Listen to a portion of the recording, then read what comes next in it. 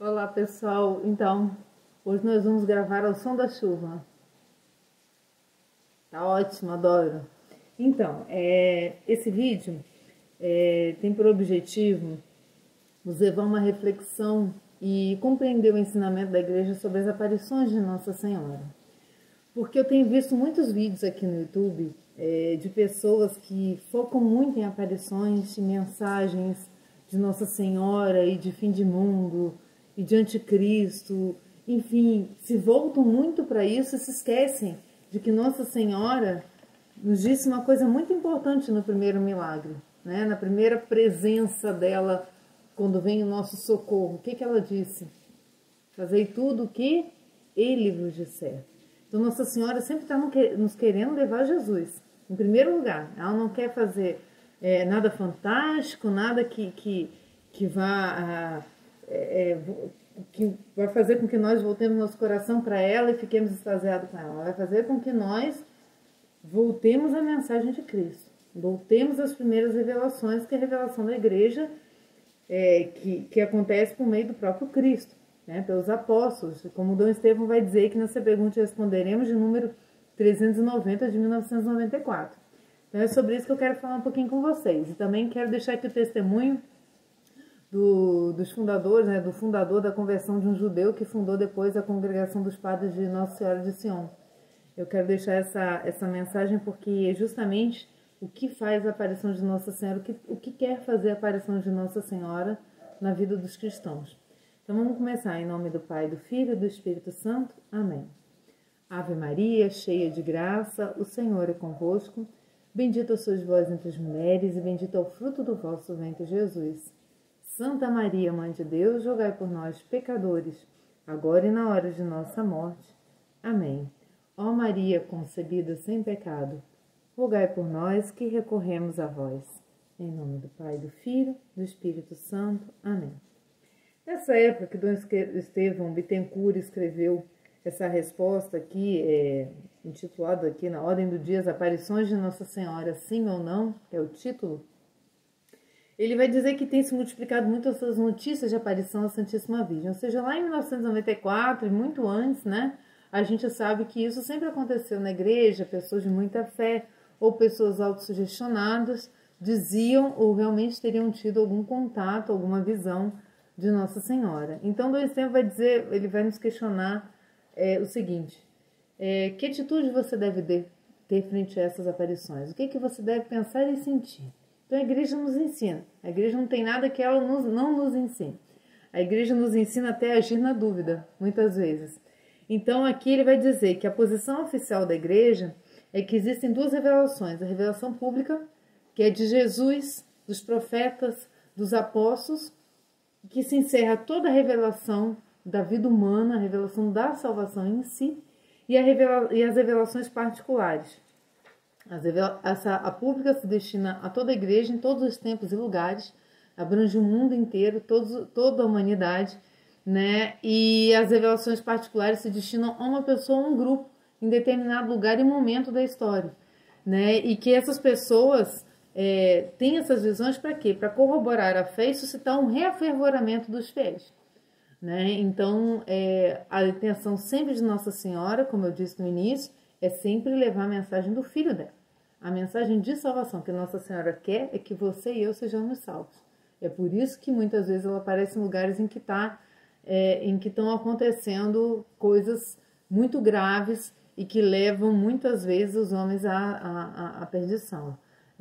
Então, Dom Estevão diz aqui que por conta disso, né, porque são transmitidos por homens e mulheres que são sim especialmente agraciados, mas não pelos apóstolos, não por Jesus Cristo, vai dizer que não se impõe a fé dos católicos.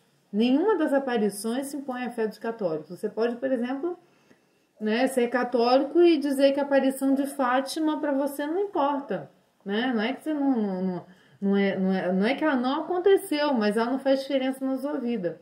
Não, na verdade, todos nós amamos Nossa Senhora de Fátima. Mas o que Dom Estevão está ensinando é que não é uma imposição, entendem?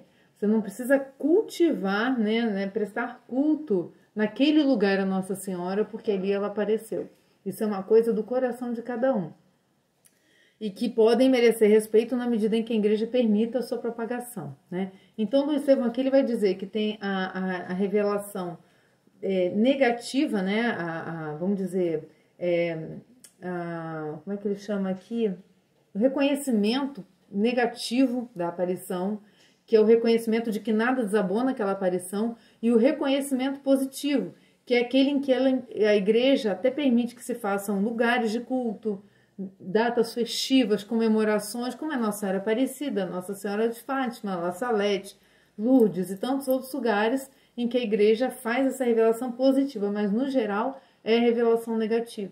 A revelação positiva ultrapassa um pouco vamos dizer, o normal da igreja, que é muito reservada, muito ponderada com relação às aparições, para que justamente não se desviem os olhos da fé. Né? Quantos cristãos católicos, aqui vai ter um comentário de um cardeal, quantos católicos nós conhecemos, por exemplo, que vão lá abençoar a chave do carro em Aparecida, vão pedir milagres e vão fazer não sei o quê, mas não vivem a fé. Né? Andam de joelho pagando promessa, mas não vivem a fé. Não são cristãos autênticos, não se dedicam à leitura dos evangelhos, não se dedicam ao estudo, não comungam, não têm Eucaristia, não se confessam.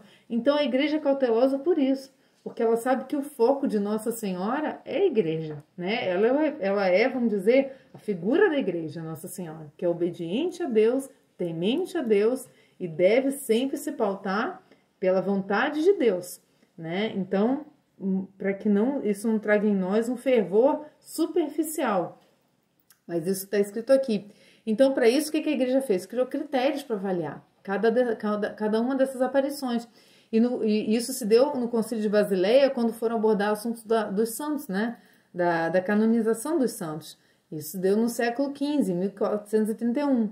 Então, por a igreja querer ser cautelosa diante desses fenômenos extraordinários, ela avalia tudo. E aí ela chega a uma conclusão que pode ser ambígua. Ela pode dizer assim que as aparições são sim oriundas de Deus, isso após estudos, né, e testemunhas, ou podem ser sugestionadas ou até de uma mente doentia, e o resultado pode ser triplo. O primeiro resultado é que não é transcendental, né, que não pode ser dito que aquilo ali é puramente transcendental, e que os indícios de sugestão ou morbidez são os que mais têm a ver com aquele caso. O que a igreja chama de morbidez? Exploração financeira, vaidade, fraude, autopromoção. Então a igreja ela toma muito cuidado nesses casos e ela tem obrigação de desabonar aquela revelação por alguns motivos em que não se verificou o transcendente ali, mas algo da própria pessoa, às vezes nem por maldade, pessoal. Está dizendo aqui sugestão ou morbidez. Não está dizendo que é sempre morbidez. Pode ser sugestão, como foi o caso de Santa Brígida, em 29 de janeiro de 1954. A igreja se manifestou desabonando teriam origem sobrenatural as promessas que o Senhor Deus teria feito a Santa Brígida. Olhem só, eu não sabia disso. Então, a igreja se pronunciou sobre isso. Bom, a segunda conclusão que a igreja chega é que não existe nada contra nem nada a favor. Então, a igreja se queda em silêncio, né? E ela pede que não se preste culto com relação àquela aparição. As reticências ou silêncio devido à falta de indícios que Dom Estevão ensina aqui. E no terceiro caso, existe a permissão para que se divulguem a revelação e sua mensagem. Mas a igreja não incorpora o conteúdo dessa revelação ao patrimônio de fé transmitido por Cristo e pelos apóstolos, como eu disse no início, nas revelações que não são as particulares, nas revelações que são públicas. Então, as revelações públicas, sim, são um patrimônio, né, da igreja, patrimônio de fé. As outras, não. Então, toda autêntica revelação não pode ser mais do que a explicitação do que já está contido. Como eu disse, Nossa Senhora só vem reforçar o que já foi ensinado por Cristo, né? E que já está contido no depósito da revelação pública ou nos artigos do credo oficial. A revelação pública ou das verdades de fé se encerrou com a geração apostólica.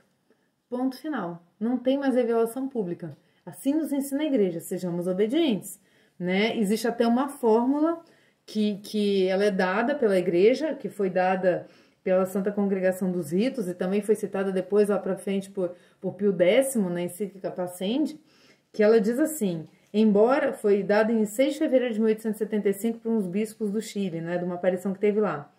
Embora a mencionada aparição não tenha sido aprovada pela Sé Apostólica, todavia não foi reprovada nem condenada pela mesma, mas sim permitida como objeto de fé piedosa. Pronto, fé humana. E ele vai explicar o que é fé humana. É o sentimento que se presta a testemunhas humanas dignas de crédito.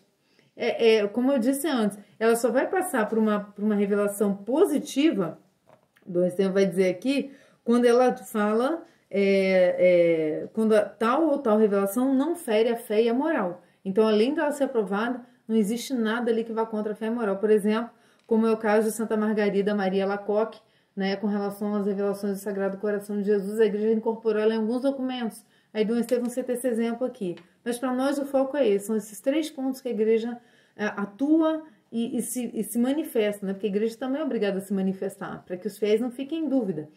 Então, nesse caso, dessa aprovação positiva, não somente negativa, de que não existe nada que desabone, a igreja permite que se institua uma festa litúrgica ligada aos fatos, se publiquem livros, estampem imagens ilustradas, então existe uma permissão, né? E pode permitir o culto público decorrente de tal aparição, como ele pegou o exemplo aqui de La Salette, na França, Lourdes e Fátima, né? Então, a igreja, em geral, tem uma postura reservada com relação às aparições, tá? Eu quero passar aqui para esse testemunho, porque eu comecei esse vídeo falando que Nossa Senhora quer a conversão do nosso coração. As aparições de Nossa Senhora não são para nos assustar, nem para nos deixar com medo e nos converter pelo medo. São para nos trazer pelo amor, né? O amor de mãe que vai lá, dá a mão ao seu filho e traz ele. Mas ela está aí na oração do texto todos os dias, se você quiser. Como disse o padre Paulo Ricardo hoje na homilia, quando você não está aberto para conversão, não adianta aparecer Jesus na sua frente, que você vai dizer que está tendo alguma alucinação, alguma coisa, nunca vai acreditar. Né? Santa Águeda foi uma que na primeira fase do martírio dela teve uma cura milagrosa por uma visão de São Pedro, disse o padre Paulo Ricardo hoje na homilia, e depois, quando ela amanheceu curada, todo mundo falou assim, e daí, vamos martirizá-la de novo. Ou seja, não podia ter se convertido, ter visto milagre ali na frente deles e não se converteram. Então, essa conversão de Afonso Ratisbonne, que eu disse, né, que fundaram, ele junto com o irmão dele, Teodoro, que teve o batismo e já um caminho de sacerdócio antes dele, que revoltou ele, que ele era judeu, né, foram os 2 fundadores da Congregação de Padres de Nossa Senhora de Sião. Então, esse Afonso de Ratisbonne era judeu, como eu disse, criado muito bem numa família judia, mas não tinha prática da fé judia. E o próprio Afonso achava a fé judia algo meio, né, sem sentido. Ele não achava a fé judia algo que tocasse ele. Mas pelo noivado com a sobrinha dele, chamada Flora, em 1841, a fé começou a florar nele porque ela era muito dedicada. Ele vai dizer que a presença de minha noiva despertava em mim não sei que sentimento de dignidade humana. Eu começava a crer na imortalidade da alma e mais do que isso, comecei instintivamente a rezar. Olha que bonito, né? O exemplo da noiva dele. A lembrança da minha noiva levava o meu coração para um Deus que eu não conhecia, que nunca tinha amado ou invocado. E aí começa essa busca, né, interior, né, que Santo Agostinho sempre dizia que o nosso coração é intranquilo até que ele encontre Deus.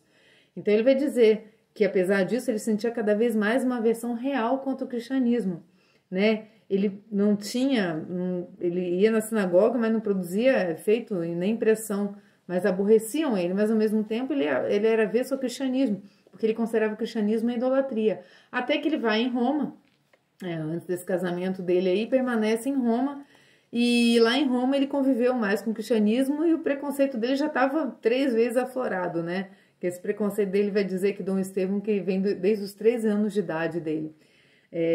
E aí, quando ele viu que o irmão dele, Teodoro, se preparava para a ordenação sacerdotal, já tinha sido batizado, ele meio que se revoltou. Mas foi ter com um amigo dele, ele vai dizer, foi visitar um amigo católico chamado Barão Teodoro de Bussière. Aí começa a mudança de Afonso de Ratisbonne. E aí é muito interessante que em 1842, né, um ano depois dele ter ficado noivo, né, ele mesmo declara, eu faço questão de ler para vocês a declaração dele, foi o seguinte: falamos do meu irmão padre, né, ele falou com esse amigo dele, sobre o irmão dele, né, esse amigo católico dele, de quem eu me queixei amargamente por ele ter batizado o meu sobrinho que estava à morte. Conversamos sobre religião e eu manifestei minha oposição às conversões, declarando que não aprovava o abandono da religião onde Deus nos tinha feito nascer. É o judeu, né? e que, aliás, todas as religiões são boas. Comuniquei-lhe o efeito que me tinha causado o gueto e a opressão contra meus correligionários judeus, assim como a aversão pelas superstições católicas, como eu as chamava. Pois bem, respondeu o senhor de Bucerre, como você é um espírito forte, não recusará usar uma medalha que eu vou lhe dar. Aí brinca com Nossa Senhora, né? A gente sabe que as medalhas, os escapulares, a medalha essa aqui de Nossa Senhora das Graças, as medalhas não são nem um pouco brincadeira, né? Declarando que não, eu vou usá-la, respondi, por pura complacência, né? Que ele ia usar essa medalha. Salvo engano, essa medalha que eu estou usando aqui, a medalha de Nossa Senhora das Graças. As crianças começaram a procurar um cordão para colocar a medalha em meu pescoço. E eu disse, brincando com isso, já sou católico. Tipo, botei a medalha, agora eu posso dizer que sou católico, né? Aí disse assim, como você é sincero, replicou o barão de Bucerre. Vou pedir-lhe outro favor. Recitar uma curta oração a Nossa Senhora. E pronto, né? Já estava com o pé na jaca, já meteu os dois logo. Composta por São Bernardo, que começava com essas palavras, lembrai-vos. Se vocês digitarem aí na internet, vocês vão ver a oração de São Bernardo. Lembrai-vos, ó Puríssima Virgem, que nunca se ouviu dizer que nenhum daqueles que tem recorrido, né, suplicado a vossa presença tenha sido por vós abandonado. Bom, leia essa oração, mas é conhecida de toda a igreja. Consenti como se fosse uma brincadeira que fornecer matéria para meu diário de viagem. Ou seja, ele pegou por brincadeira. Como o senhor de Bucerre disse que não possuía senão um exemplar da oração, respondi-lhe que lhe daria uma cópia feita por mim e guardaria a sua. Ainda quis copiar, né? Ele não quis acreditar e prometi guardei a oração como prova da superstição católica. Quando cheguei ao hotel, copiei com efeito e nada encontrei nela de extraordinário. Mas tornei a relê-la muitas vezes, de modo que, sem querer, a decorei. Pronto, já veio a ação do Espírito Santo, já não deixou aquilo sair da cabeça dele. Ele já tinha decorado a oração, já estava recitando. Ela me voltava sempre à memória e não podia deixar de repeti-la interiormente, sem experimentar, contudo, uma emoção religiosa. Gente, Nossa Senhora e o Espírito Santo, eles trabalham juntos, ela é esposa do Espírito, né? Colocar um cordão de Nossa Senhora não é só ostentar uma medalha, quando você ostenta aquilo ali. Nesse caso, uma intervenção sem ele querer, sem ter abertura de coração, mas no caso, quando a gente tem, ainda é maior ainda a ação do Espírito na nossa vida. Isso é muito importante a gente saber. E daí, no dia 20 de janeiro de 1842, o Afonso foi convidado para dar um passeio em Roma, na companhia desse amigo católico dele, né, o barão, né, Teodoro de Bucerre. E aí ele pediu autorização para parar brevemente na igreja de Santo André de Lefrate, onde Teodoro tinha que avistar com um dos padres da paróquia. Falou assim, me espera aí que eu já venho, vou ali falar com o padre. Aí ele respondeu que fizesse o necessário porque eu esperaria, né? Isso o Ratisbonne falando. Ao andar pela igreja eu me senti subitamente agitado e como que cercado de um véu. Aí começa, gente. A igreja se tornou obscura, exceto uma capela luminosa. Eu vi de pé sobre o altar, viva, grande, majestosa, cheia de beleza e misericórdia. Gente, esse encontro com Nossa Senhora, meu Deus. A Santíssima Virgem Maria, como está representada na medalha milagrosa da Imaculada Conceição. Essa medalha aqui. E essa visão, caí de joelhos no lugar em que me encontrava, ou seja, ele não estava perto da capela, ele caiu de joelhos ao mesmo tempo em que ele olhou a Nossa Senhora, né, que ele viu. Mas seu fulgor e o respeito me fizeram baixar os olhos, né, sem me impedir, entretanto, de sentir a evidência da aparição. Ele não estava vendo, mas ele estava sentindo claramente a presença dela quando ele não teve mais coragem de levantar os olhos, até por tudo que ele pensava da igreja, né, se sentia envergonhado. Fixei os olhos sobre suas mãos e nela percebi a expressão do perdão e da misericórdia, né? As mãos de Nossa Senhora estendidas na medalha, né? Em presença da Santíssima Virgem, embora ela não me tenha dito uma única palavra, compreendi o horror do estado em que me encontrava. E a deformidade do pecado, a beleza da religião católica. Numa palavra, compreendi tudo. Então, meu povo, Nossa Senhora quer isso. Quando ela aparece em qualquer lugar do mundo, ela quer que você compreenda tudo, ela quer que eu compreenda tudo. Ela quer que a gente use a medalha e entenda que aquilo não é um objeto, né? Que aquilo é um objeto, que aquilo é uma forma dela se fazer presente através de um objeto. Quando o senhor de Bucerre voltou, encontrou-me de joelhos, a cabeça apoiada na balaustrada da capela, ou seja, do lado da capela, onde tinha aparecido a Santíssima Virgem banhado em lágrimas. Ele não conteve as lágrimas, estava banhado em lágrimas. Eu não pude entender como, tendo caído de joelhos do outro lado da nave, eu me encontrava perto da balaustrada. Olha aí, um milagre, né? Acrescentei que minhas lágrimas eram acompanhadas de um sentimento de gratidão para com a Santíssima Virgem Maria e de compaixão para com a minha família, mergulhada nas trevas do judaísmo. Não reconheceu que Cristo veio trazer mensagem não só aos judeus, mas a todo o povo, né? Aos judeus e aos pagãos. Graças a Deus. O senhor Teodoro de Bussier me levantou quase. De tal modo eu estava prostrado, não tinha força para se levantar. Ele disse então, chorando e fazendo alusão ao falecido senhor de La Ferronnaise: "Oh, como este homem rezou por mim." O barão de Bussier me interrogou diversas vezes, mas eu estava comovido e abatido demais para poder responder. Quando, sustentando-me com os braços, ele me conduziu para fora da igreja e me ajudou a subir no carro. Perguntou-me para onde eu desejava ir. "Leve-me para onde quiser", respondi. "Depois do que eu vi, obedeço." Né? "Leve-me para onde quiser, porque depois do que eu vi", ele respondeu, "eu obedeço."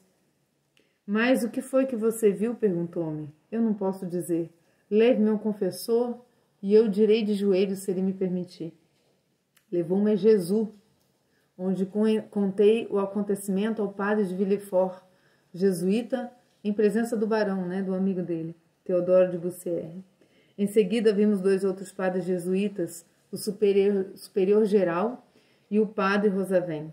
Depois da aparição, fui instruído concisamente sobre o batismo e a religião pelo reverendo padre de Villefort, da Companhia de Jesus. Além disso, li um pequeno catecismo, fiz um retiro de 8 dias na casa abençoada do Jesus. Quanto à Sagrada Eucaristia, tive um vivo sentimento, mas não uma visão, da presença real de Jesus Cristo. E quando a recebi, precisei ser ajudado para conseguir voltar do altar até o meu lugar. Gente, isso é que é extraordinário, isso é que é magnífico, a conversão do nosso próprio coração a Deus. É não olhar o pão como pão e vinho, é saber que está diante, mesmo sem merecer, do corpo e sangue do nosso Senhor. Não ter forças nem para chegar e nem para sair de perto de Cristo. Não tem força para chegar e quando chega não consegue sair de perto dele, mesmo com ele dentro da gente, né? Isso é a fé. Passaram-se 11 dias, do dia 20 ao 31 de janeiro, quando recebi o batismo das mãos do eminentíssimo cardeal vigário na Igreja de Jesus. E o que eu quis com esse testemunho, meus irmãos, é dizer que quando vocês virem pela internet as aparições de Nossa Senhora, seja quem for, pode ser que ela apareça, né? Tivesse essa grande graça dela estar aqui no quarto, né? E que todos pudessem ver, né? A importância disso só se daria se o nosso coração tivesse ainda mais voltado para Deus, se a nossa conversão interior fosse ainda superior à beleza dessa aparição. Porque Nossa Senhora é linda, magnífica, perfeita, né? Nossa Senhora é nossa mãe, expressão da misericórdia, do amor de Deus que se fazem através dela para os homens. É óbvio que, como disse São Luís Maria Grião de Montfort, ela tem uma especial atuação no fim dos tempos, uma revelação especial vem através dela. Concordamos nós cristãos com tudo isso, mas de que serviria isso se nós não acreditássemos no Cristo, se nós não quiséssemos nos unir a Ele na dor, na obediência, né, e não tivéssemos a intenção de viver a nossa fé com toda a autenticidade que nos pede, não só levando o chaveiro para abençoar, não só pagando promessa nos santuários, não só querendo ter encontros, seja onde for, né, com Nossa Senhora das Graças, com Nossa Senhora de Lourdes, com tantas Nossas Senhoras, que é uma só, mas que isso nos levasse diretamente ao Filho dela. Que sem isso nós não seremos salvos. Fiquem com Deus, meus irmãos, e sejam ponderados aí pela internet. E nunca esqueçam do que a Santa Igreja nos ensina e do que esses testemunhos lindos também nos querem dizer. Fiquem com Deus. Salve Maria, viva Maria Santíssima.